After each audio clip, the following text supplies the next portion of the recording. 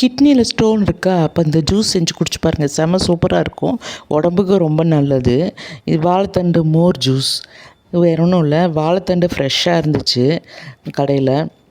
அதை வாங்கிட்டு வந்து ஒயிட்டாகவும் இருந்துச்சு. பழசுனா கருப்பாயிரும் இல்லையா, இது ஒயிட்டாகவும் இருந்துச்சு, சூப்பராக இருந்துச்சு. அதை வாங்கிட்டு வந்து மிளகு, ஜீரகம், உப்பு, பெருங்காயம், வாழைத்தண்டு, மோர் ஊற்றி அரைச்சி நான் வடிகட்டாமல் தான் குடித்தேன். ஏன்னா ஃபைபர் கண்டென்ட் நிறைய இருக்குதுன்னு. உங்களுக்கு வேணால் நீங்கள் வடிகட்டி குடிங்க, சூப்பராக இருக்கும். நிறைய பேருக்கு கிட்னி ஸ்டோன் இருக்குது. அது நான் சமீபத்தில் ஒரு வீடியோ இன்ஸ்டாகிராமில் போட்டிருந்தேன். அதில் பார்த்திங்கன்னா அத்தனை ரெஸ்பான்ஸு, கிட்னி ஸ்டோன் உனக்கு இவ்வளோ இருக்குது அவ்வளோ இருக்குதுன்னு.